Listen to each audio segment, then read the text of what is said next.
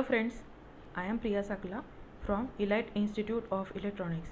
Today we will see metal oxide semiconductor field effect transistor, that means MOSFET. It is a type of FET, that means field effect transistor. Basically it has two types. First one is depletion type and second one is enhancement type. So today we will cover depletion type MOSFET, that means working of depletion type MOSFET. So on screen you can see the symbol of depletion type MOSFET in N channel and P channel. So in symbol I will show you the terminals, that means this middle terminal is the main terminal gate, which is also called as controlling terminal.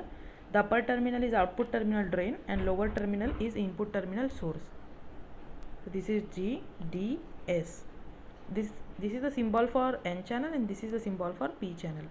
You can take a screenshot of it. So let's see the construction. So यहाँ पे मैंने क्या किया है, एक slab लिया है सबसे पहले बड़ा, वो मैंने P टाइप का स्लैब लिया है. उसमें मैंने 2 N टाइप मटेरियल डिफ्यूज़ किए हैं लाइक दिस, और इन दोनों N टाइप मटेरियल के बीच में भी मैंने एक N टाइप मटेरियल डिफ्यूज़ किया है. सो ये जो एक्चुअली ये 2 टाइप मटेरियल है ना, इसके बीच में ये मैंने चैनल कनेक्ट किया है, ऐसा मान लीजिए. तो आप यहाँ पर देख सकते हैं कि जो चैनल है वो एन टाइप मटेरियल का है, इसलिए ये N channel depletion type MOSFET है. सो 3 टर्मिनल आपको नज़र आ रहे हैं, gate drain source, and the other one terminal connected to P substrate is SS, known as substrate. तो actually basically this substrate terminal is connected to source. So जब भी हम वर्किंग देखेंगे तो सबस्ट्रेट टर्मिनल जो होता है वो सोर्स को कनेक्टेड होता है. तो ये हो गया कंस्ट्रक्शन. और ये जो लेयर, बड़ी सी लेयर आपको नज़र आ रही है, ये सिलिकॉन डाइऑक्साइड लेयर है. सिलिकॉन डाइऑक्साइड मतलब एक सेमीकंडक्टिंग लेयर है.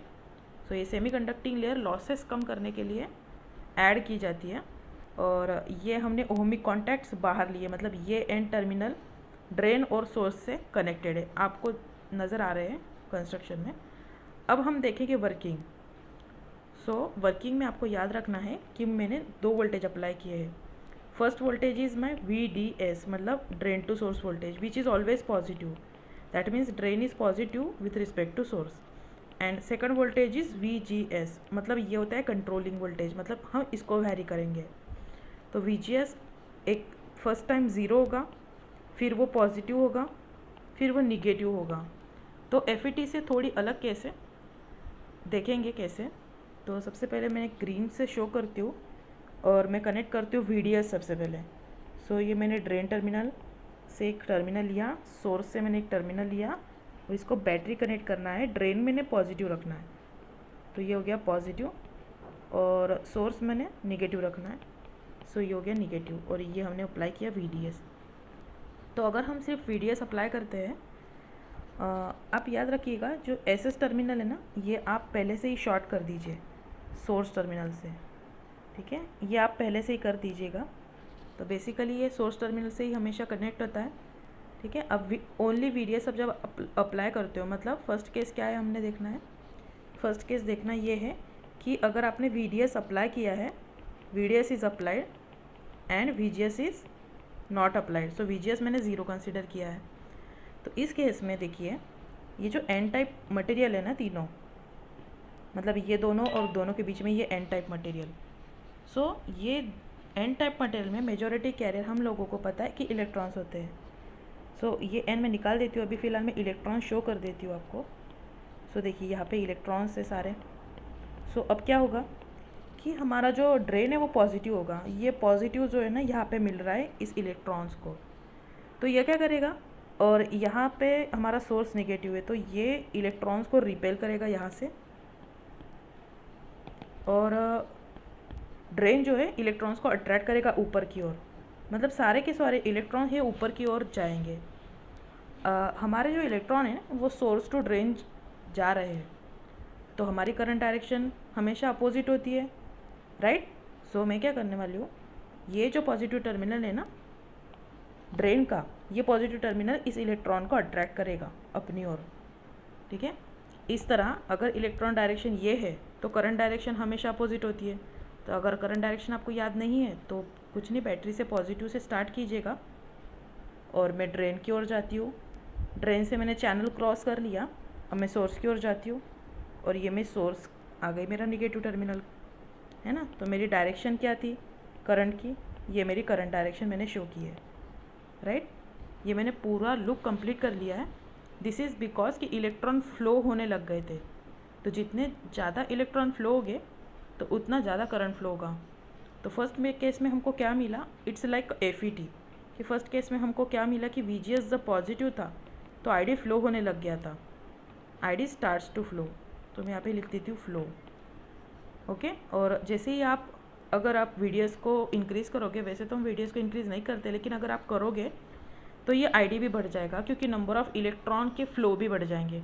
नंबर ऑफ़ इलेक्ट्रॉन बढ़ गए तो फिर ID भी बढ़ जाएगा। ये हो गई हमारी फर्स्ट केस। सो अब सेकंड केस देखते हैं, जिसमें हम VDS तो अप्लाई करेंगे ही, VDS is applied but your VGS is positive. चलो देखते हैं VGS अगर पॉजिटिव है तो क्या होगा। तो यहाँ पे मैंने ग्रीन कलर चूज़ किया है बैटरी शो करने के लिए। तो VGS में अप्लाई करती हूँ, गेट और सोर्स की बीच में मैंने एक बैटरी अप्लाई करना है। तो गेट मेरा पॉजिटिव है, ऐसे मैंने कंसीडर किया है। VGS पॉजिटिव मतलब गेट पॉजिटिव। सो ये देखिए मैंने गेट पॉजिटिव कर दिया है, ये मैंने VGS अप्लाई किया है। अब ये जो पॉजिटिव टर्मिनल है ना, जो मैंने अप्लाई किया है, ये पॉजिटिव टर्मिनल, ये जो इलेक्ट्रॉन है चैनल वाले, ये सारे इलेक्ट्रॉन को रिपेल करेगा, सॉरी रिपेल नहीं, पॉजिटिव इलेक्ट्रॉन को अट्रैक्ट करता है ना। सो सारे इलेक्ट्रॉन को अट्रैक्ट करेंगे। तो अब हमारा ये पी सबस्ट्रेट है, तो हम लोगों को पता है कि पी रीजन में भी माइनॉरिटी कैरियर इलेक्ट्रॉन्स होते हैं। तो सारे के सारे इलेक्ट्रॉन ना ये चैनल की तरफ जाने लगेंगे। मतलब ये इलेक्ट्रॉन यहाँ पे अवेलेबल है वो भी, और जो इलेक्ट्रॉन पी रीजन में माइनॉरिटी की तरह है वो भी यहाँ पे आएंगे। मतलब इस चैनल में नंबर ऑफ़ इलेक्ट्रॉन की संख्या बढ़ जाएगी। अब नंबर ऑफ़ इलेक्ट्रॉन की संख्या बढ़ गई मतलब इलेक्ट्रॉन ज़्यादा अवेलेबल हो गए। अब VDS तो ऑलरेडी अप्लाइड है ना, तो ड्रेन क्या करेगा, इन इलेक्ट्रॉन को अट्रैक्ट करता है, तब इलेक्ट्रॉन की संख्या भी बढ़ गई है, तो अब ये ज़्यादा इलेक्ट्रॉन्स को अट्रैक्ट कर पाएगा, है ना। गेट आपका पॉजिटिव है, इसलिए इलेक्ट्रॉन सारे अट्रैक्ट हो चुके हैं चैनल की ओर। तो चैनल में जो है ना नंबर ऑफ़ इलेक्ट्रॉन की संख्या बढ़ चुकी है। ये कैसे बढ़ गई है, क्योंकि इसने गेट टर्मिनल ने सारे इलेक्ट्रॉन को अट्रैक्ट कराए। तो पी में जो इलेक्ट्रॉन थे ना वो भी सारे अट्रैक्ट हो गए, तो इलेक्ट्रॉन्स बढ़ गए तो करंट भी बढ़ जाएगा। इसका मीनिंग क्या है कि जब हम VGS पॉजिटिव रखते हैं तो हमारा करंट ID वो भी फ्लो होता है और खूब सारा फ्लो होता है, मतलब वो भी इंक्रीज़ हो जाता है, ठीक है। मतलब जब VDS ओनली अप्लाई करते हैं तो फ्लो होता ही है, लेकिन जब VDS अप्लाई करते हैं और VGS भी करते हैं पॉजिटिव तो पहले से ज़्यादा फ्लो होता है, ठीक है। इस मोड को नाम दिया गया है एनहांसमेंट मोड। वैसे तो टाइप तो डिप्लीशन का ही है, ये डिप्लीशन टाइप मॉस्फेट ही है, लेकिन इसका मोड का नाम दिया गया है एनहांसमेंट मोड, क्योंकि यहाँ पे करंट एनहांस हो रहा है। तो देखिए मैं ग्राफ पे बताती हूँ कि जब हमारा VGS 0 था तो हमारा कुछ ना कुछ करंट फ्लो हो चुका था। तो after some time current becomes constant, because ये कोई भी मॉस्फेट या फेट का रूल ही है कि after some point the current goes into saturation region. मतलब वो इलेक्ट्रॉन की संख्या को एक कांस्टेंट कर देता है और उसी वजह से कुछ देर बाद कांस्टेंट करंट फ्लो होने लगता है। मतलब पहले ग्राफ तो लीनियर मिलेगा, फिर कांस्टेंट करंट फ्लो होगा। तो ये आपको मिलेगा जब VGS 0 है। अब आपने देखा कि VGS जब पॉजिटिव अप्लाई किया तो करंट बढ़ गया। तो देखिए मैंने जब ये VGS पॉजिटिव अप्लाई किया तो ये मेरा VGS जो है पॉजिटिव अप्लाई किया तो मेरा करंट इंक्रीज़ हो रहा है। सो अगर मैं और ज़्यादा पॉजिटिव अप्लाई करूँ VGS, मतलब और पॉजिटिव में वैल्यू VGS की बढ़ाऊँगी तो मेरा करंट और इंक्रीज़ होगा, ठीक है।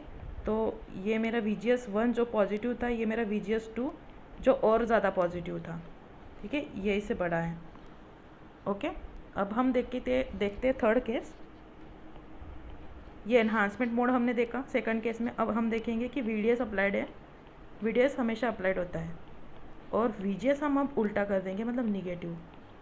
अब VGS जब निगेटिव कर देंगे, मतलब ये बैटरी अब मैं उल्टी कनेक्ट करती हूँ, गेट हमारा निगेटिव है और सोर्स हमारा पॉजिटिव है, ठीक है। सो इन केस में क्या होगा, गेट हमारा पॉजिटिव हो गया, निगेटिव हो गया, देखिए निगेटिव है। सो ये निगेटिव टर्मिनल जो है ना इन इलेक्ट्रॉन को रिपेल करेगा, मतलब जो इलेक्ट्रॉन अवेलेबल थे चैनल में उसको रिपेल कर रहा है, मतलब दूर भेज रहा है। अब ये क्या करेंगे, इलेक्ट्रॉन रिपेल होने की वजह से ये चैनल से निकल जाएंगे बाहर और पी सबस्ट्रेट में आएंगे, और पी में ऑलरेडी होल्स अवेलेबल है, तो ये इलेक्ट्रॉन जो थे ना वो पी सबस्ट्रेट में आके होल के साथ रिकम्बाइनेशन करेंगे। इसकी वजह से क्या होगा कि नंबर ऑफ़ इलेक्ट्रॉन की जो संख्या होती है वो कम हो जाएगी, मतलब नंबर ऑफ़ इलेक्ट्रॉन कम हो जाएंगे। इसकी वजह से अगर नंबर ऑफ़ इलेक्ट्रॉन्स कम हो रहे तो हमें पता है इलेक्ट्रॉन और करंट डायरेक्टली प्रोपोर्शनल है, तो करंट भी कम फ्लो होगा। मतलब ये चैनल में अगर इलेक्ट्रॉन ही कम है तो करंट फ्लो तो कम ही होगा from drain to source, right, from drain to source. So यहाँ पे हमने क्या अज्यूम, मतलब क्या हमको कंसिडर करना है कि VGS हम जब निगेटिव अप्लाई कर रहे हैं ना तो हमें करंट कम मिल रहा है, तो हम लिखेंगे ID जो है वो कम हो जाएगा, डिक्रीजेस, राइट। तो अभी ये मैं आपको शो करती हूँ। देखिए आपने अगर VGS निगेटिव अप्लाई कर रहे हो ना आप, देखिए अगर मैंने यहाँ पे VGS 0 लिखा है तो उसके नीचे मैं निगेटिव लिखूँगी, सो माइनस VGS 1 है, तो देखिए मैंने करंट यहाँ तक ही बताया, इस वैल्यू तक।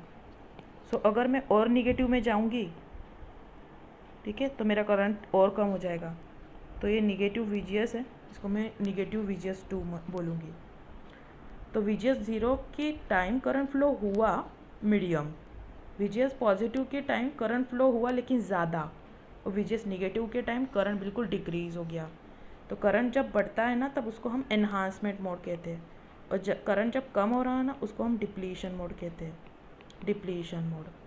सो अगर मुझे ग्राफ में बताना हो तो 0 के नीचे ये मुझे डिप्लीशन मोड मिलेगा, और ये 0 के ऊपर मुझे ये एनहांसमेंट मोड मिलेगा, ठीक है। आई होप आप सबको समझ आया होगा। अगर आपको इसमें कुछ डाउट आया हो तो ज़रूर कमेंट सेक्शन में बताइएगा। Bye everyone, please like, share and subscribe my channel.